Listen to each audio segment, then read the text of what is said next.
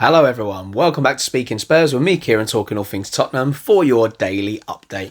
If you haven't done so already, please subscribe to the channel, like and comment as much as you want, and we'll keep the conversation going because all your opinions count. It's not just about me. I'd love it to be, but it's not just about me, it's about all of us. We are Tottenham Hotspur fans, we keep the club going, and we deserve our opinion. A lot of you commented about that weird shadowy thing that was going on in the background, like what is it? So where it's getting dark outside now and I have to do the videos after work, it's dark coming in from that side. I have a light above me, so it's just creating a shadow on the wall. A lot of you were confused about the shape of the shadow though, which is basically the top of my hair there. So that's the bit that was flapping about, and the other bit that was moving a lot was probably because when I talk I move my hands a lot. So when you can't see my hands, they are moving and I'm gesturing because I'm that kind of guy. So the shadows were just reflected onto the wall. So there's nothing creepy. I don't have a poltergeist in the house. I don't need anyone to come out and sort it out. Don't need an exorcism or anything like that, all right? So we'll jump into it. Not as many stories really came out today. I've got 3. That's it for today. 3 stories that are worth noting. So we'll jump in with the first one, and unfortunately it is an injury to one of our players. Not one of our main players. It's Matt Doherty. He came off at half-time for the Republic of Ireland on Tuesday after picking up a knock. So the reason this is a frustrating one is not because of the player that we're losing, but because of the situation we're in. Obviously, I reported to you yesterday that there is a chance the lads are coming back from South America and will take part in the Newcastle game. That's not a guarantee that they will definitely take part. We don't know what condition they're going to come back in, whether they're actually going to, make it in time to come back and be cleared for the game. It's just a hypothetical at the moment that Tottenham want to bring them back after their internationals. I think, to be fair, Emerson Royale and the Argentinian lads, Lo Celso and Romero, are the most likely to be back in time. We are still unsure as to whether Davinson Sanchez is going to be back in time. He seems to be the harder one of the lot at the moment to get back straight after his game. But we shall see. But the reason it's frustrating is because if Emerson Royale cannot play, Doherty is obviously one of the backups. However, Tanganga has played his fair share at right back this season and done pretty well, apart from sort of like his aggressive streak, which is earning him bookings. He's had a red card already. So, Doherty would have been handy to at least have on the bench. Don't know how severe the injury is at this stage, so we'll see how we go with that one. Hopefully, Emerson Royale comes back in time, is at Spurs Lodge, picks up no niggles and is ready to play for us in the game against Newcastle. If not, expect Tanganga to be that man. So that so far is the only, apart from Davies, who pulled out of the Wales squad before he even kicked the ball. That is really the only injury that we've heard about so far of any significance. Moving on to the next story, and it's going to come up at some point, Harry Kane and his form. So Harry Kane, when he's not scoring goals and not assisting, usually plays pretty well anyway and puts in big performances, contributes elsewhere in the games, makes lots of defensive clearances from corners, wins his headers, has some good link-up play with people where he's dropping deeper. However, Harry Kane over the last few weeks has not been as productive as we'd like him to be. Hasn't scored a goal in the Premier League at all. With England, he's now not scored for the first time in a qualifier. But Harry Kane doesn't get subbed. Let's face it, everybody just assumes he's got that moment of magic in him, so they keep him on because he can change games and he normally does well throughout the game. However, Gareth Southgate subbed him in the last game for England. Probably something that he didn't want to do, but something that was needed. But Kane has come out for the first time and spoken about his own form. Normally, you wouldn't expect him to come out and admit that he's in a bad run of form. I mean, he didn't particularly say there was anything wrong. Mostly, he was saying, he's in a good way at the moment. He's got good people around him, family, players. He enjoys the squads at England and at Tottenham. So he feels like he's got all the right people around him. He basically said the performances for club and country haven't been there the last few weeks. But you need to look at the fact that despite the fact that he hasn't scored in the Premier League, he's still managed to rack up 9 goals this season for England and Tottenham. So It's the first game in 15 that he hasn't scored in a World Cup qualifier. So there's no panic stations really in that sense. Yeah, so it's a bit of a strange one. Kane's not used to not being in form. At the end of the day, we're not used to seeing him out of form. He's always offered us something in some capacity. The only time he really has any shaky moments is when he's come back from injury. Normally it takes him 3 or 4 games to get back in the swing of things, get into the groove. He hasn't really had an injury. He's just obviously had a bit of a topsy-turvy summer. And he spoke about the fact that it had been a bit different for him as a high-profile player, and lots of stuff has been going on. And that was reference to the whole transfer saga with Manchester City. I do think it won't take long before we start seeing the best of Harry Kane again. He's never let us down for a long period of time before, so you give it a couple of weeks, I'm sure he'll be banging the goals in, back in his rhythm and whatnot. So that's that one out the way.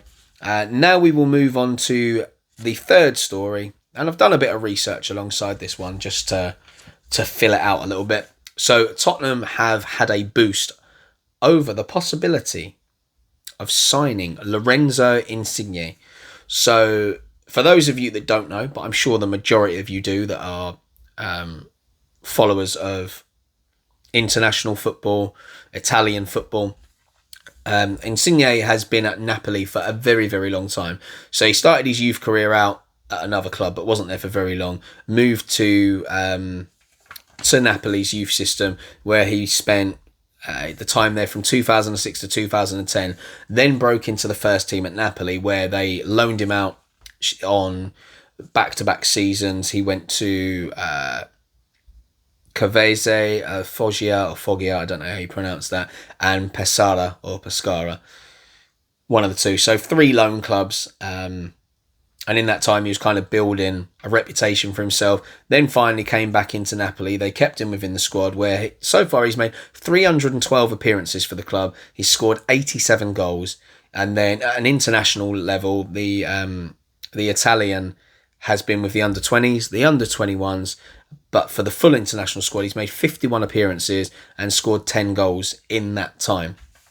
So the reasons why he could be available is because they haven't managed to agree a new contract, and that's what they're struggling on. Apparently he wants 110 grand a week, and that is something they're not sure that they can do. Now, I don't know what their financial situation is completely, Napoli's, but for, he's 30 years old now, but he keeps himself in very good condition. He's not showing any sign of slowing down at the moment. He offers them a lot. He's been an absolute mainstay within their squad.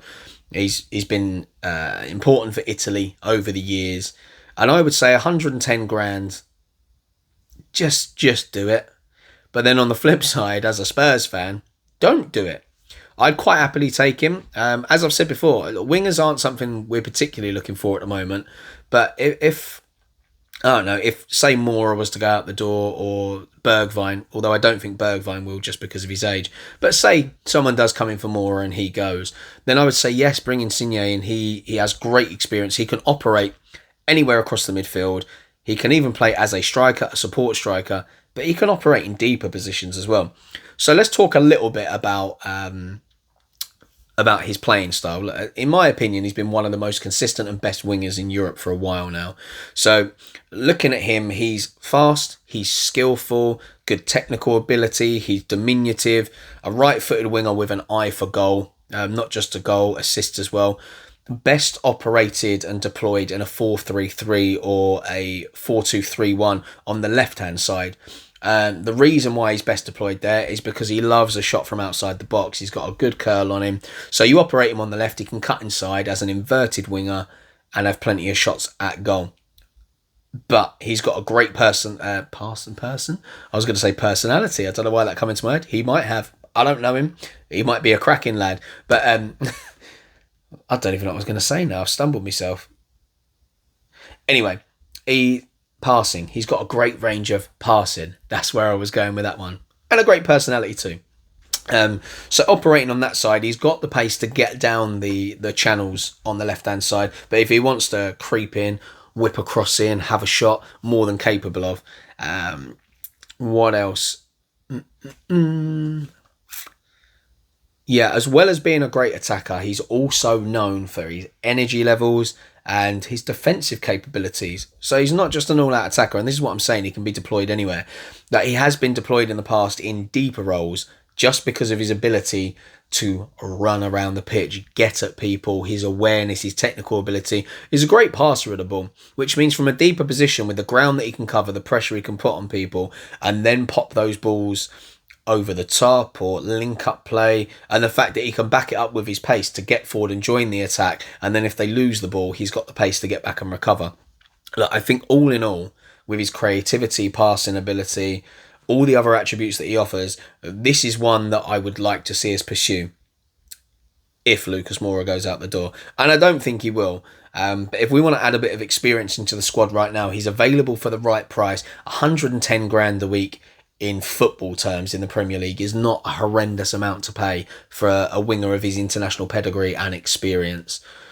So that one could be very, very interesting. Obviously, Paratici has got the links in Italy.